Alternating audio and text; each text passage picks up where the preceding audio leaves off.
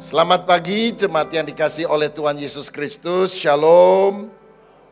Kita bersyukur karena beberapa hari yang lalu kita baru memperingati hari kemerdekaan Indonesia yang ke-77. Temanya adalah pulih lebih cepat, bangkit lebih kuat. Ya, 17 Agustus 1945, 17 Agustus 2022, 77 tahun. Kalau orang di Papua nyanyinya begini, 16 Agustus tahun 45, besoknya hari kemerdekaan kita. Ya benar juga saudara ya. Jadi 16 Agustus besoknya tanggal 17. Dan kita bersyukur walaupun dunia mengalami krisis yang luar biasa after pandemi ini, Tuhan masih berkemurahan kepada bangsa kita Indonesia. Saya baru kembali beberapa waktu yang lalu dari Amerika Serikat. Inflasinya di sana minus 9,1%.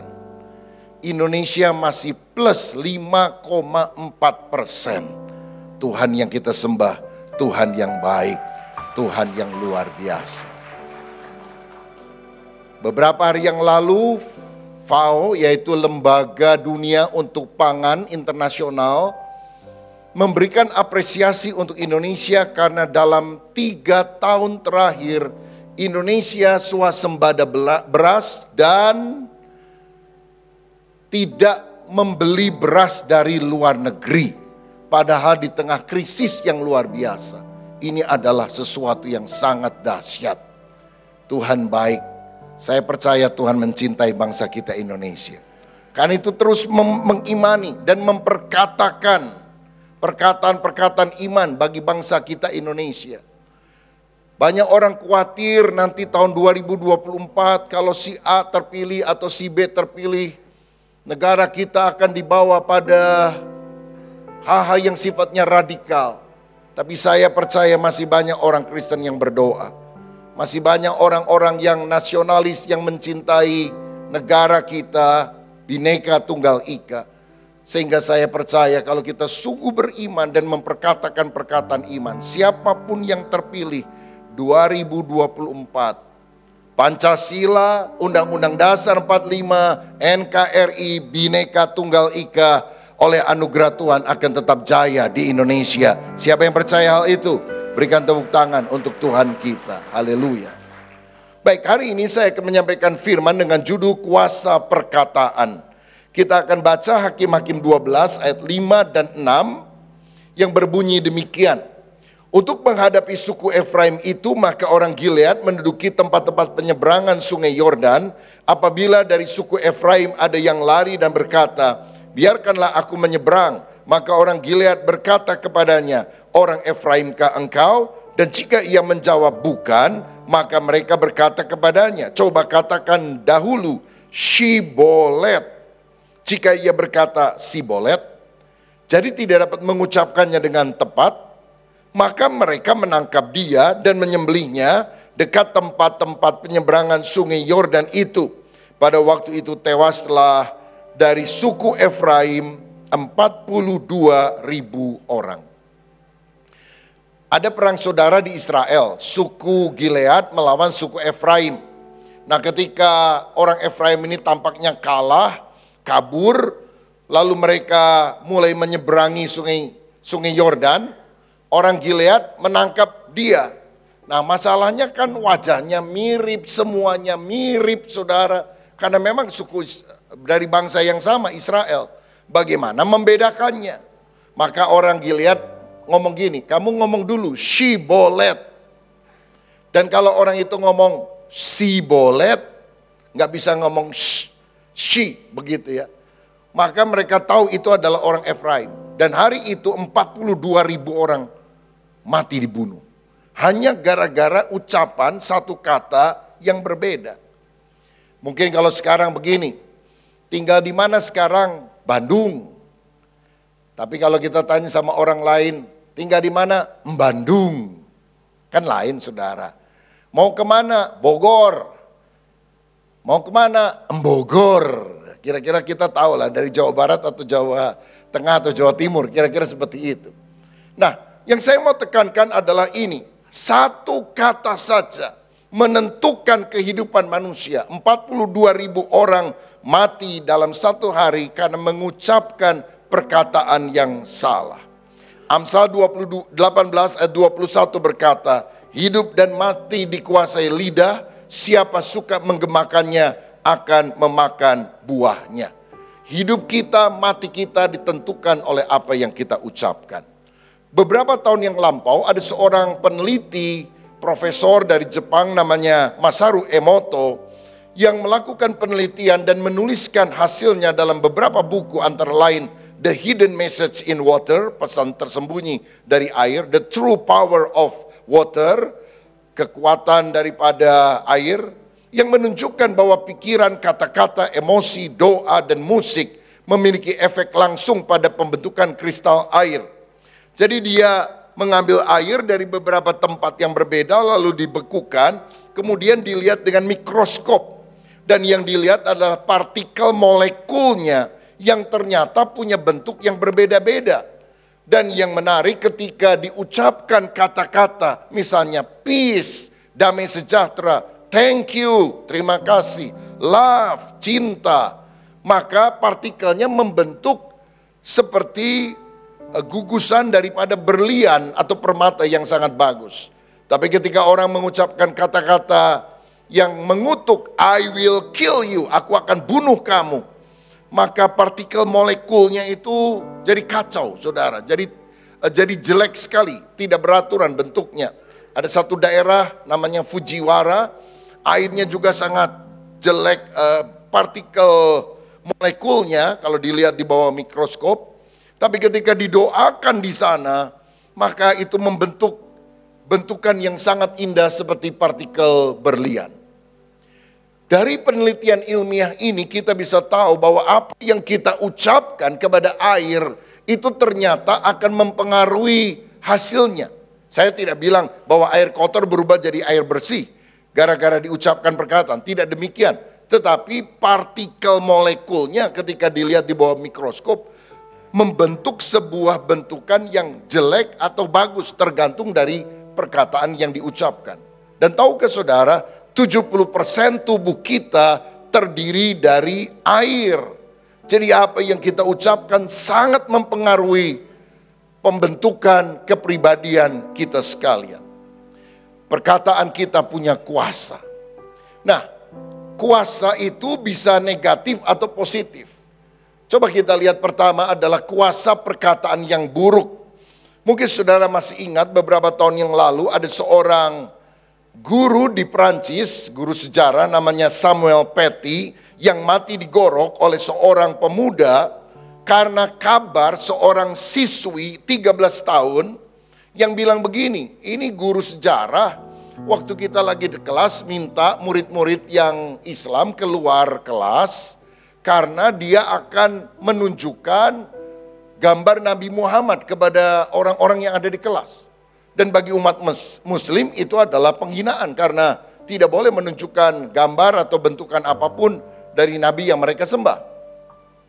Dan ini menimbulkan kemarahan karena ketika si anak 13 tahun ini ngomong sama papanya nulis di Facebook cerita ini, wah banyak orang yang kemudian protes keras, ingin gurunya dipecat, bahkan berita ini menyebar ke seluruh dunia. Di Indonesia ada demo, Perdana Menteri Malaysia, kalau saya tidak salah waktu yang lalu mengatakan ini orang patut mati dan sebagainya. Dan akhirnya benar, ada yang bunuh dia, saudara sekalian, digorok. Tapi setelah dia mati, beberapa hari kemudian, murid perempuan 13 tahun ini ngomong bahwa dia bohong, saudara. Itu dari teman-teman sekolahnya bilang, dia nggak masuk kok. Waktu hari dia ngomong bahwa Samuel Paty ini ngajar dan tidak ada tuh bahwa dia harus akan menunjukkan foto Nabi dan sebagainya. Nggak ada, itu ngarang. Dan anak ini memang sering bolos. Rupanya akhirnya ditanyain saudara sama polisi, benar bahwa ucapannya itu bohong, hoax. Kenapa? Karena gara-gara dia suka bolos, dia takut dimarahi papa, dia ngarang cerita itu. Tapi satu jiwa melayang gara-gara perkataan buruk yang tidak pada tempatnya. Betapa perkataan kita ini sangat berbahaya kalau tidak kita gunakan untuk hal yang benar.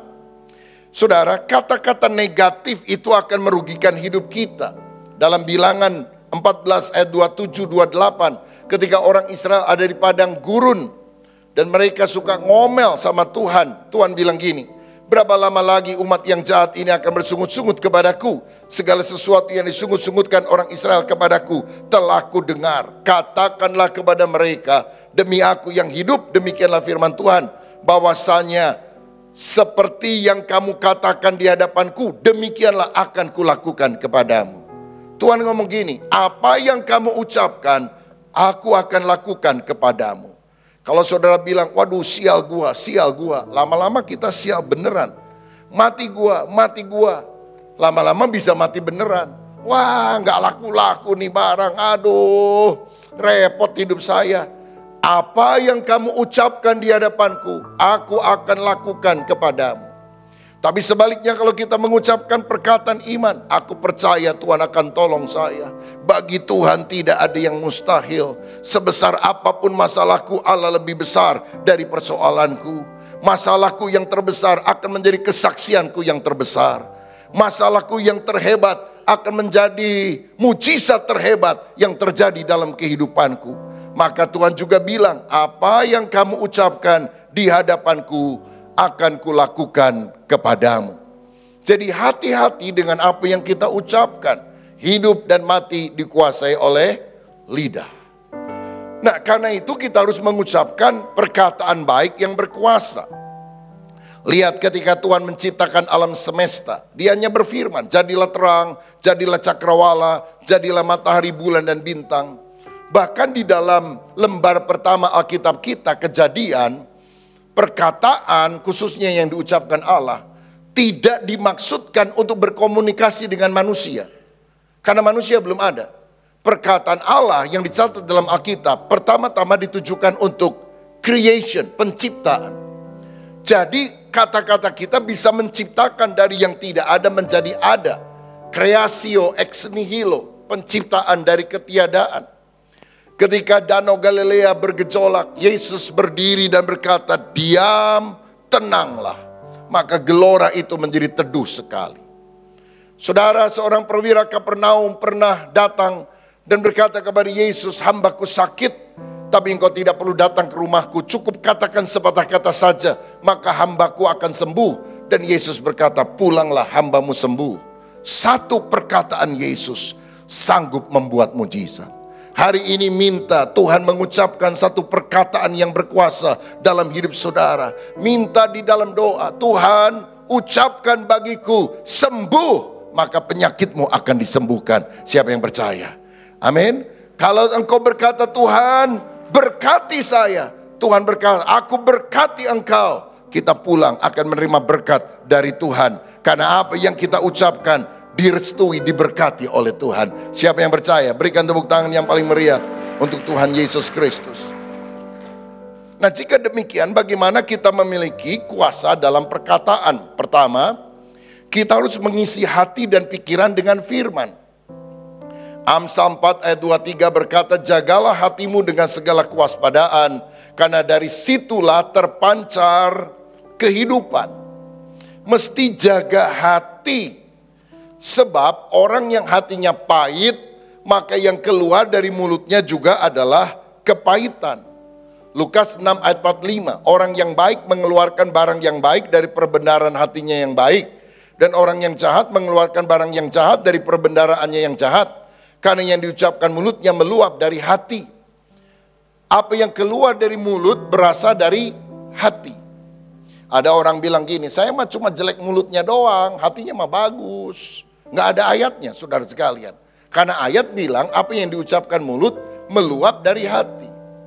Karena itu, saya mau bilang, mari selalu jaga hati kita. Jangan dikeruhkan oleh hal-hal yang membuat iman kita tidak bertumbuh. Saudara pernah ketemu orang nggak? Ngobrol sama dia 30 menit, rasanya energi rohani kita tersita habis karena yang dia ceritakan jelekin A, B, C, D. Aduh, sampai kita males rasanya untuk ketemu orang yang diomongin. punya gambaran yang kurang baik tentang gereja, tentang hamba Tuhan, tentang saudara seiman karena omongan negatif orang ini. Pernahkah saudara ketemu orang yang lain, kita ngobrol 30 menit, 60 menit, oh iman kita dikuatkan, kita dibangunkan, rasanya kita mau lebih sering berdoa, baca Alkitab, melayani. Karena itu tergabunglah di dalam komunitas sel. Itu komunitas yang sangat baik untuk kita bisa bertumbuh dalam Tuhan. Alkitab berkata, jangan duduk dalam kumpulan pencemooh, tapi yang kesukaannya adalah firman Tuhan dan merenungkannya siang dan malam. Kalau saudara mau tumbuh secara rohani, jangan suka gaul sering-sering sama BSH. Tahu BSH? Barisan sakit hati. Kalau orang sakit hati dan dia nggak pulih, apapun yang dia omong pasti ujungnya itu menyengat, saudara. Dan itu akan merugikan kerohanian kita.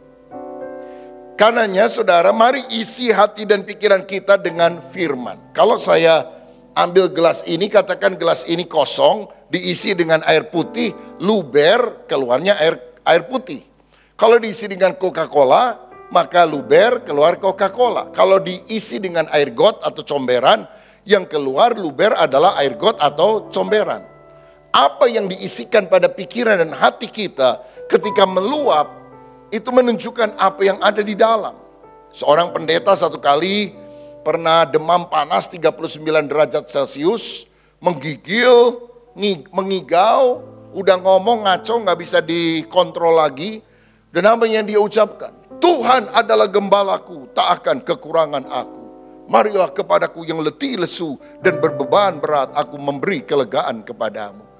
Kenapa dia ngomong gitu? Karena inputnya yang setiap hari dia baca, yang dia renungkan adalah firman. Firman, firman, firman. Outputnya firman, inputnya firman, outputnya juga adalah firman. Kalau saudara demam panas 39 derajat Celcius, lalu ngomong udah ngaco, ngigo, kira-kira ngomong apa ya? Jangan sebut-sebut nama istri orang atau suami orang. Bisa perang nanti saudara sekalian. Apa yang ada dalam pikiran dan hati kita, itu akan meluap di dalam perkataan kita. Saudara-saudara, karena itu Filipi 4 ayat 8 berkata, jadi akhirnya saudara-saudara, semua yang benar, semua yang mulia, semua yang adil, semua yang suci, semua yang manis, semua yang sedap didengar, semua yang disebut kebajikan dan patut dipuji, pikirkanlah semuanya itu. Baca firman setiap hari. Sarananya Tuhan sudah berikan bagi kita sekalian. Juga di gereja, selain Alkitab yang kita bisa baca setiap hari, ada doa pagi, ada worship night, tiap hari ada inspiring message 1-2 menit, ada ibadah-ibadah minggu. Sekarang kita bisa klik YouTube, banyak pembicara yang baik yang memberkati kita. Asal kita mau saja, saudara. Ya seperti makanan di restoran Padang, semua makanan sudah disiapkan di depan kita, tinggal kita makan. Tapi kalau kita nggak mau makan, ya kita kelaparan. Bukan salahnya orang atau restoran itu karena tidak menyediakan makanan. Menunya sudah ada, tapi kita mau atau tidak. Baca Alkitab secara pribadi. Lalu kemudian saudara juga mengikuti berbagai kegiatan agar imanmu bertumbuh. Karena iman datang dari pendengaran dan pendengaran oleh firman Kristus. Yang kedua, bagaimana kita memiliki kuasa dalam perkataan? Kita harus menghindari perkataan kotor dan menyakitkan. Efesus 4 ayat 29, jangan ada perkataan kotor keluar dari mulutmu, tetapi pakailah perkataan yang baik untuk membangun di mana perlu, supaya mereka yang mendengarnya beroleh kasih karunia. Kalau kita udah jadi Kristen, marah sama orang, udah gak boleh ada kata kebun binatang, babi, monyet. Itu harus dibuang dari kehidupan kita. Dasar suami bego, istri tolol, itu tidak boleh ada dalam hidup kita. Itu adalah kebiasaan yang tidak boleh ada di dalam hidup seorang manusia baru. Karena perkataan yang negatif harus dirubah menjadi perkataan yang positif. Saya pernah makan di Pasir Kaliki Hyper Square, ada outdoor, ada tempat makan food court outdoor yang besar, saudara. Saya duduk sama istri, saya pesan sate, istri saya pesen makanan lain. Lagi kita nunggu makanan, di sebelah kita itu ada anak-anak SMA lagi duduk. 6 orang apa 8 orang. Dan herannya tiap kali ngomong pasti ada anjingnya. Anjing, anjing, anjing. Semua ngomong anjing, saudara-saudara. Sampai saya bilang sama istri saya, rasanya kita salah duduk ya. Sebelah kita kok anjing semua. Akhirnya kita pindah cari tempat lain, saudara sekalian. Nah ini kan udah kebiasaan. Rasanya mah itu bahasa sehari-hari. Tapi bagi anak Tuhan, kita tidak perlu mengucapkan hal itu. Saya ingat satu kali ada anak SMA yang juga suka ngomong gitu. Dan ketika jam istirahat, gurunya lagi lewat, anak itu lagi ngomong, anjing. Si gurunya bilang, kamu ngomong kotor, push up 10 kali. Terpaksa push up 1, 2. Karena jam istirahat yang lain pada ngumpul, kasih semangat. 3, 4. Karena ciri anak SMA di mana-mana sama. Bersuka cita di atas penderitaan orang lain, saudara sekalian. 5, 6, yang lain nyaut, sakali deui. Oi, begitu saudara ya.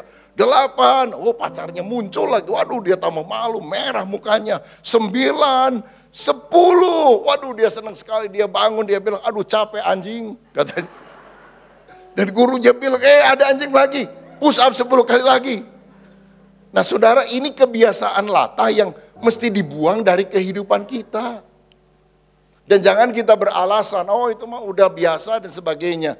Kita minta lidah kita itu dibersihkan seperti Yesaya melihat malaikat datang membawa bara api dengan sepit dari atas mezbah dikenakan kepada mulutnya dan berkata dosamu diampuni. Kenapa yang dikenakan lidahnya dan dibilang dosamu diampuni? Karena banyak kali kita berdosa karena lidah.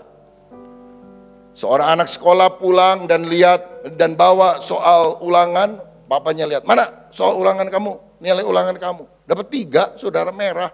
Waduh, papanya marah, dasar anak bego katanya. Anaknya kaget. Dia bilang, papa memang nilai saya jelek, tapi bego kan kata-kata kasar. Papa majelis gereja, masa papa ngomong begitu?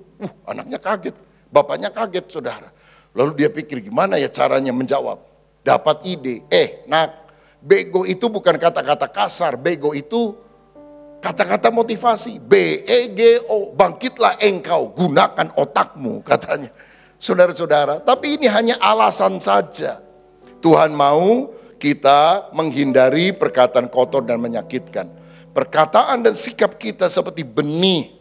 Ketika kita menabur yang baik, kita akan menuai yang baik. Ketika kita menabur yang buruk, kita juga akan menuai yang buruk. Yang ketiga, bagaimana cara kita memiliki kuasa dalam perkataan? Kita harus memperkatakan syukur dan pujian. Ibrani 13 ayat 15, sebab itu marilah kita oleh Dia senantiasa mempersembahkan korban syukur kepada Allah, yaitu ucapan bibir yang memuliakan namanya. Mari kita selalu mempersembahkan korban syukur kepada Allah. Apa itu korban syukur? Kalau orang Israel zaman dulu bawa domba, bawa binatang untuk dipersembahkan. Sekarang Tuhan bilang ucapan bibir yang memuliakan namanya itu adalah korban syukur. Nyanyian pujian kepada Tuhan adalah korban syukur. Perkataan yang baik kepada Tuhan dan sesama adalah korban syukur. Hidup ini jangan banyak komplain, jangan banyak mengeluh. Belajar melihat sisi positif dari banyak hal-hal negatif yang terjadi dalam kehidupan kita. Pak majikan cerewet. Masih lumayan punya istri. Ada orang yang istrinya sudah meninggal dan dia sedih. Kenapa dulu suka marah-marah sama istrinya? Salah kita. Pedit. Masih untung punya suami, saudara-saudara. Gimana kalau suami dipanggil pulang oleh Tuhan? Wah, anak-anak nakal-nakal. Masih untung punya anak. Ada orang berdoa bertahun-tahun belum dikarunia anak. Hidup ini jangan lihat negatifnya, lihat positifnya. Aduh, rumah bocor terus. Aduh, mobil mogok terus. Masih syukur punya rumah, masih untung punya mobil. Orang lain gak punya rumah, orang lain gak punya mobil. Belajar melihat hal yang baik di dalam kehidupan. Dan sukalah memuji menyembah Tuhan. Di mobil saudara setel CD lagu rohani, di rumah bunyikan lagu-lagu rohani, pakai Spotify atau apalah, teknologi modern sekarang, banyak kan saudara. Itu mempengaruhi atmosfer di dalam keluarga kita, dalam rumah kita. Hati kita terangkat kepada Tuhan. Dan kalau saudara bilang, tapi suara saya jelek, kencengin aja volumenya. Saudara nyanyi agak pelan, kan bagus juga kedengerannya. Tapi suara saya parah, justru mesti nyanyi lebih keras. Ketika ada masalah, nyanyi lebih keras. Karena ketika engkau menyanyi lebih keras, engkau baru sadar suaramu ternyata lebih parah dari masalahmu. Jadi lumayan ada sedikit penghiburan di dalam kehidupan kita. Perkatakan syukur, pujian kepada Tuhan, memberikan apresiasi, penghargaan kepada istri yang mungkin sudah menyiapkan makanan, kepada suami yang telah lelah bekerja dan memberikan uang setiap bulan. Ya, kalau istri-istri dapat uang, nih duit nak, jangan sakit yuk, kurang ajar itu namanya saudara. Mestinya bersyukur kepada Tuhan, mudah-mudahan bulan depan dapat berkat lebih banyak, kan begitu saudara sekalian. Jadi ada penghargaan, apresiasi yang kita berikan kepada orang lain. Kepada anak kita juga. Ketika dia melakukan hal tertentu. Berprestasi di bidangnya. Mari kita beri penghargaan. Saya mau bilang, sukses itu menurut tingkatan usia sangat berbeda-beda. Bagi anak 1 tahun, sukses itu bukan pergi ke bulan. Sukses itu adalah kalau dia mulai bisa jalan dan tidak jatuh. Itu sudah sukses saudara sekalian. Bagi anak 1 tahun lebih atau 1,5 tahun, sukses adalah ketika dia mulai bisa mengucapkan kata-kata, 2 suku kata, papa, mama, makan, minum. Itu adalah sukses. Jadi kita tidak boleh hanya berpikir, cuma gitu aja. Karena dalam setiap stage usia ada sukses yang berbeda-beda. Jangan mengharapkan sukses yang terlalu tinggi. Menjadi bintang film terkenal. Usia baru 3 tahun. Saudara, karena itu hargai, apresiasi apa yang kita bisa lakukan. Saya ingin memberikan apresiasi untuk rekan saya Bapak Harun Stefanus, saudara. Baru ulang tahun beberapa hari yang lalu yang ke-60. Luar biasa. Tapi tetap setia melayani terutama untuk pemuda dan anak ya, khususnya kelas pra remaja. Saya ingat ini sudah lama sekali. Berbincang-bincang dengan saya, dia bilang, aduh ini anak-anak sekolah minggu kalau masuk ke remaja kok banyak hilang ya. Hilang karena pergaulan sebagainya, nggak ke gereja begitu. Akhirnya dia bilang, gimana saya ambil kelas yang paling besar saja di sekolah minggu sebelum dia pindah ke remaja.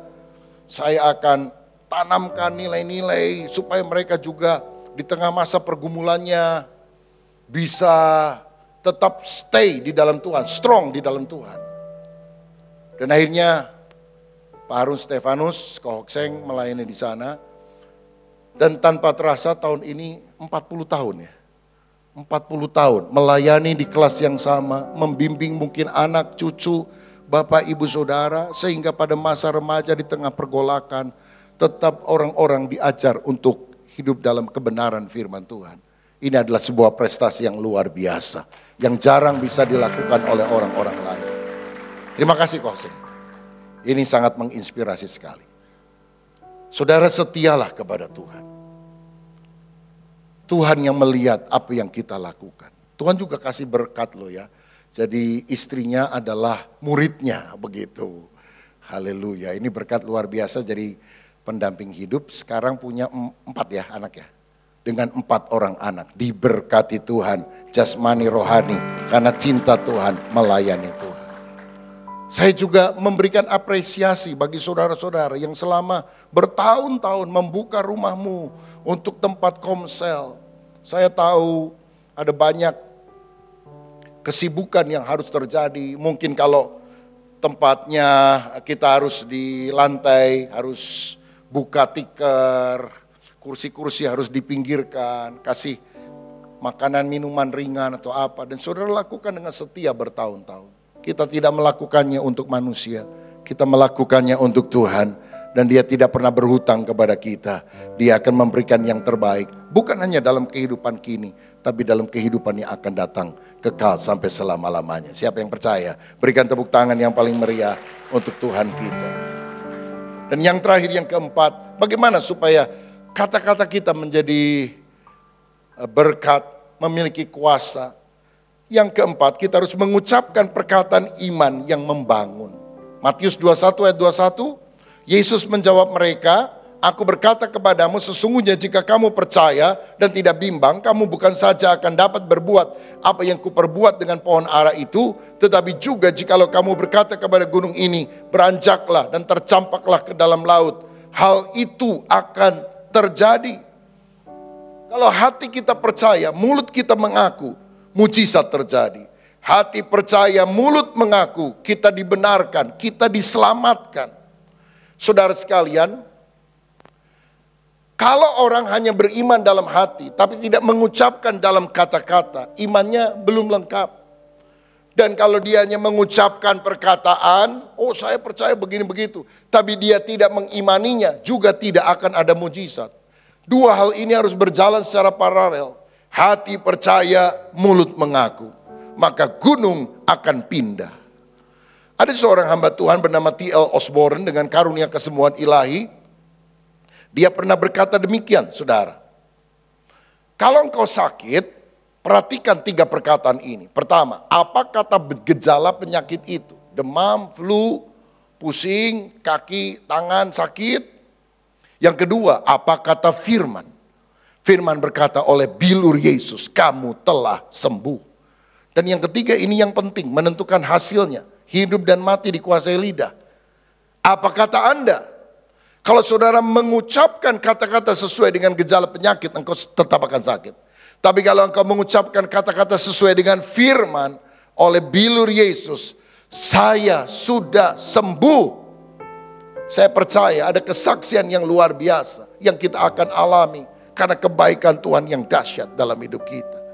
Perkatakanlah perkataan iman. Dan saudara, jangan lupa, beritakanlah Injil. Karena itulah perkataan iman yang paling membangun. Kalau kita menghargai seseorang itu sangat baik. Tapi kan terbatas. Tapi ketika kita menyampaikan berita Injil, sehingga iman orang terbangun, dia bisa percaya kepada Yesus. Injil sanggup mengubah nasib kekal seseorang. Jangan hanya berdiam diri. Jangan hanya bicara tentang makanan, tentang pakaian, tentang kondisi politik atau apapun. Beritakanlah tentang Yesus. Ceritakanlah kebaikan Tuhan.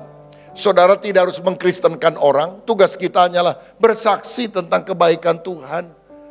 Cerita tentang Tuhan Yesus. Orang mau menerima mau tidak menerima, itu urusannya dia.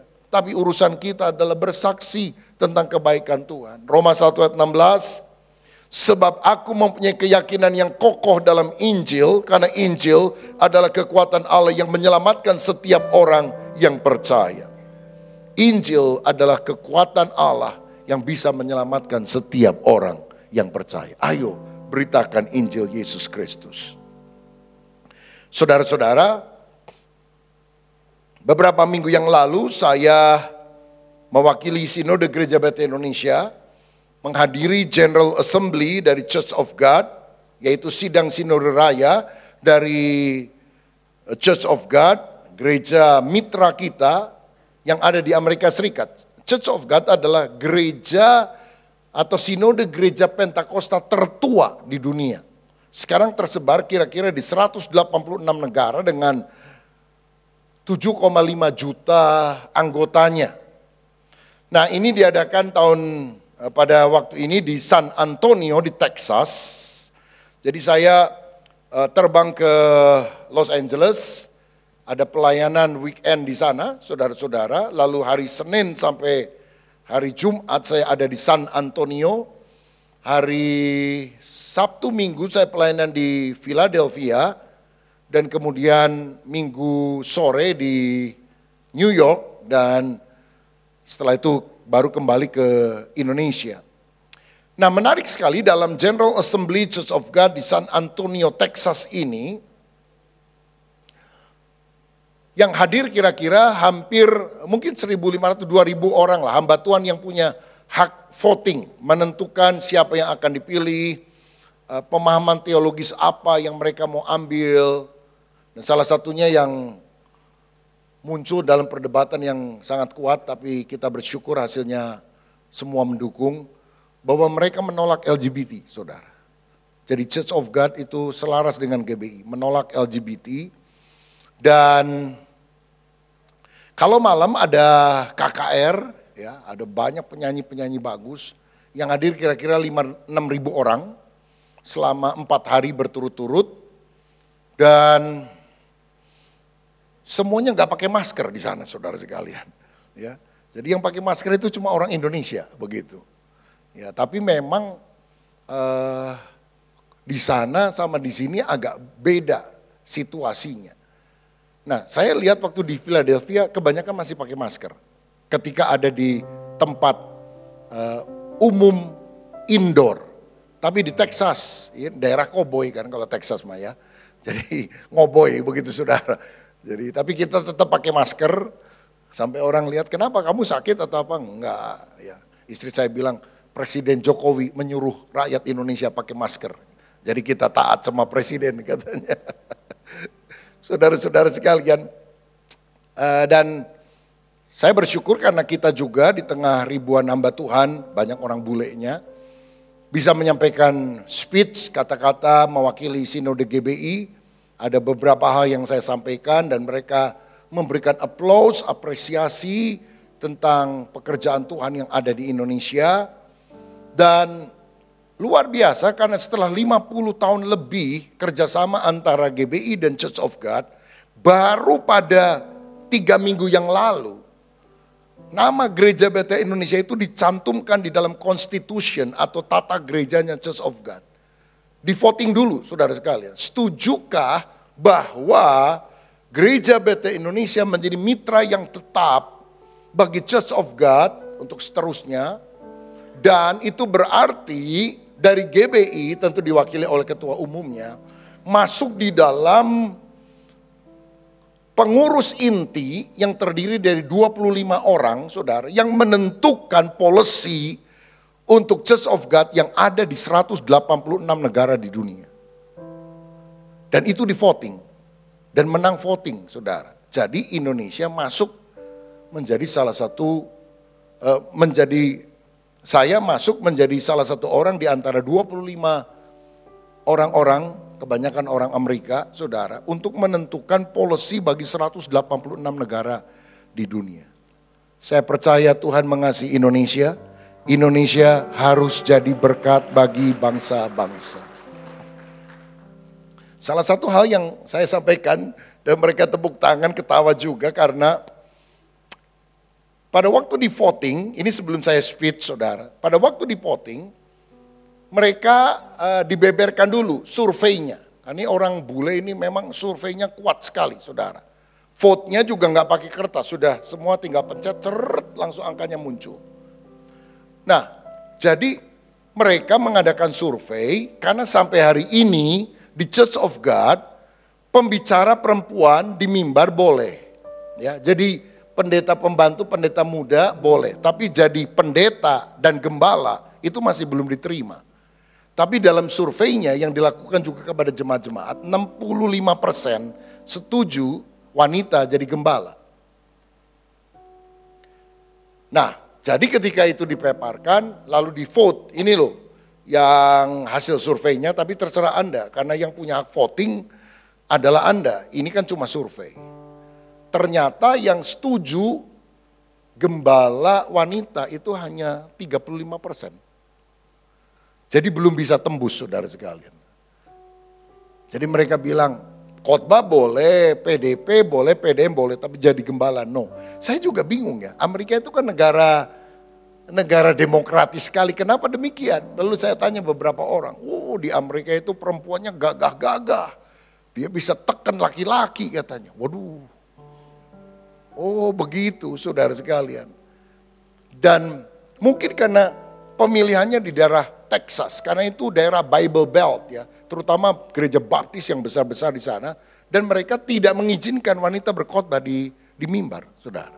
Jadi masih sangat konservatif, masih sangat kolot begitu. Jadi waktu selesai, ya udahlah, itu kan mereka dan Indonesia juga belum di vote untuk bisa bersuara banyak. Tapi saya waktu speech saya bilang, GBI sekarang ada 6.600 gereja lokal di seluruh Indonesia, ada di 27 negara, ada kira-kira 3 juta atau hampir 3,5 juta orang, dan ada 20.000 pendetanya.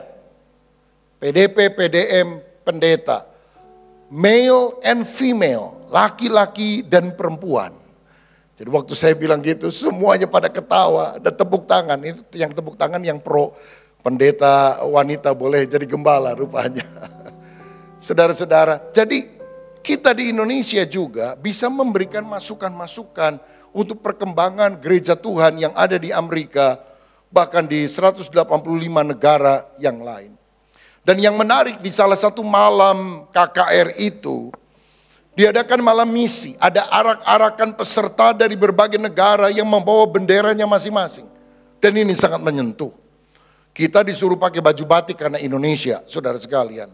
Ada yang pakai baju Papua Nugini, pakai baju adat daerah negara masing-masing. Ada negara di Amerika Latin pakai baju kaos sepak bola semuanya. Karena mereka merasa bahwa negara itu yang paling terkenal adalah sepak bola. Pokoknya meriah sekali, luar biasa. Bayangkan itu orang-orang bawa bendera, kita bawa bendera merah putih saudara sekalian. Mengitari gedung yang bisa muat, kalau diblong semua lebih dari 10.000 itu besar sekali. Dan kita nyanyi-nyanyi memuji Tuhan. Maka teringatlah saya akan satu ayat dari dari Wahyu 7 ayat 9 dan 10.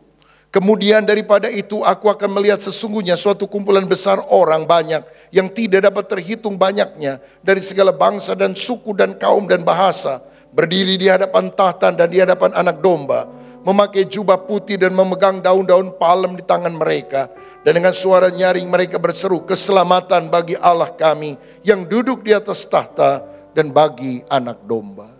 Ini adalah replika apa yang akan terjadi di sorga.